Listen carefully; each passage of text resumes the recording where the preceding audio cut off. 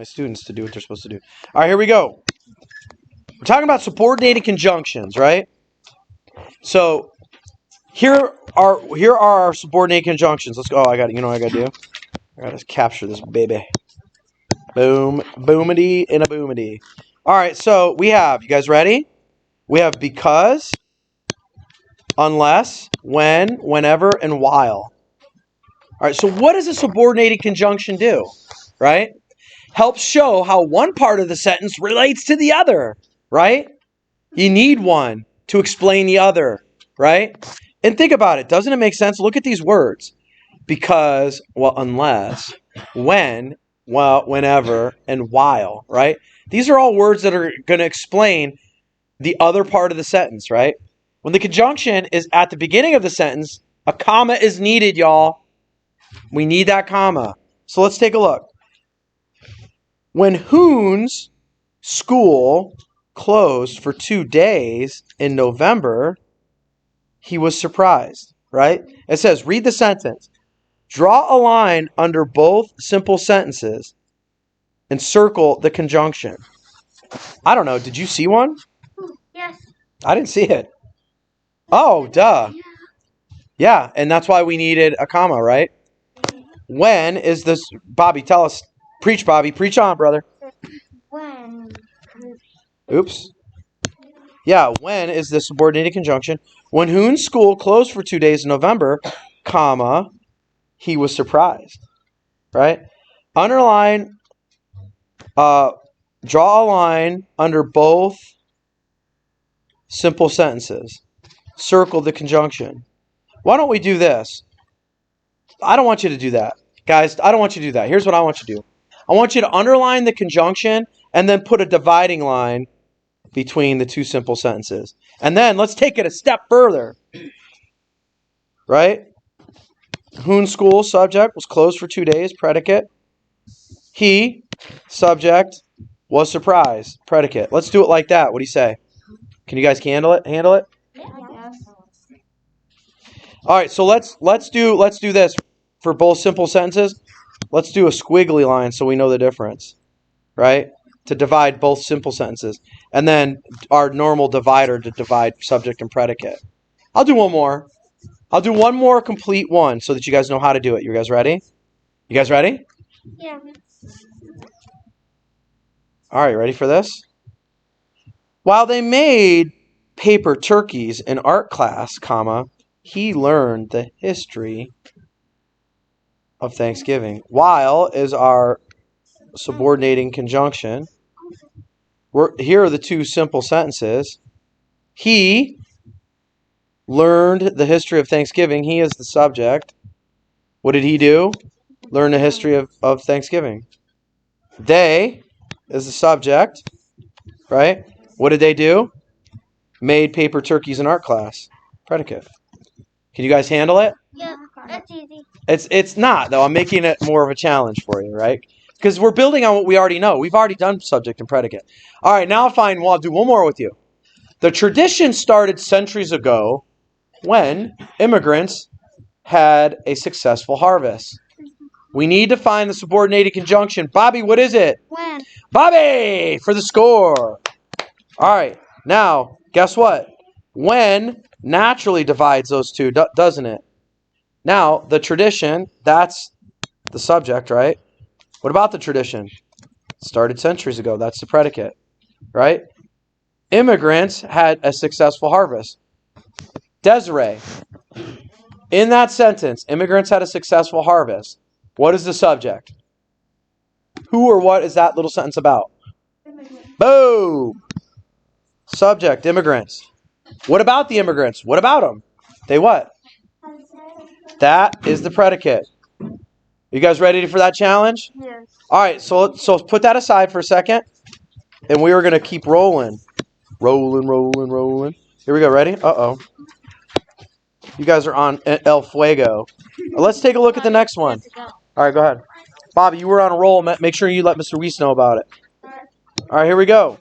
Still screencasting, so sit still. All right, now we're looking at 21. Complex sentences. What's a complex sentence? Let's talk about it, right? It's a sentence that begins with a subordinating conjunction, right? It's incomplete by itself. How about this one? Let's look at this one. Ready for this little trick? Watch this. I'm going to go like this. Watch this. What if I did this? What if I did this? Guys, look at this. Are you looking up at my board? What if we got rid of this and I just said, when you catch a cold, could I put a period at the end of that? No. You'd be like, if I looked at you and Jimmy Jams, if I said like, came into the room and I was like, when you catch a cold, What? Jimmy Jams would be like, is Mr. Tadero glitching, or is his modem a little slow? Routers, internet? You know what I'm saying? What's going on here? You need the independent clause to give you clarity. And guess what? What did we start that sentence with? When? We started it with, well, no. We started it with a subordinating conjunction, didn't we? Yes. Didn't we? All right? We got to have that. Let's take a look at the next one down here. Look. You usually feel sick before you go to the doctor. Now, you usually feel sick. That could stand all by itself, right? If I looked at you and said, you usually feel sick. Kara could answer that. No, I don't. What are you talking about, Mr. T? That one could be answered all by itself, right? But here's what can't be described or can't stand alone. You go to the doctor. What if I went in and said to you, Kara, you go to the doctor. What? That makes no sense. You'd be like, Mr. T, what is happening, sir? Now look, Are you okay? the point is this. Independent clauses can stand all by themselves, right? Look here, we've got a subordinating conjunction before, right? We went through these, right? We have it. But one of these is dependent on the other, right? In this case, let's look at the first one. When you catch a cold, that is dependent on the rest of the sentence to give it meaning, comma, it is easy to give it to others, right? Now, both those together make sense, right? How about this one? You usually feel sick. Now, here's your subordinating conjunction before you go to the doctor. Now, fun fact. Subordinating conjunctions, y'all, listen to me. Look up here. Subordinating conjunctions, when they're dividing up two simple sentences, do not need a comma. Okay? We got it? Let's see if we can handle it. Let's take a look. Read the independent clause, then write the dependent clause, beginning with a subordinating conjunction. Right? So you need one of those subordinating conjunctions. Remember what they were? Right? Remember what they were? Because, unless, when, whenever, Yeah. wow. They were because, unless, when, whenever, and while. All right, so let's get back to it. Here we go. Washing your hands is important, and now you're going to finish it. Before you what? Before you eat your dinner. Period, right? Now, what if I did this, guys? What if I just said to you, hey, what if I looked at you and said, before you eat your dinner, I'd be like, Michael would be like, are you going? yeah, before I eat my dinner, keep going. Where's the rest of the, there it is. Where's the rest of your sentence? And if you're asking yourself, where's the rest of your sentence, you know that is a dependent clause, right?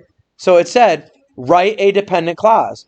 Start it with a subordinating conjunction. And we did. There's your subordinating conjunction before, right? And it makes perfect sense. It does now. You guys can handle the rest, okay? All right. This is a little bit more challenging stuff, but you can handle it. Now, I did screencast this, and I will post the video with this, okay? I am going to put a Google slide on Google Classroom for you to submit this homework, okay? And I'll also post the video there. Tadero out.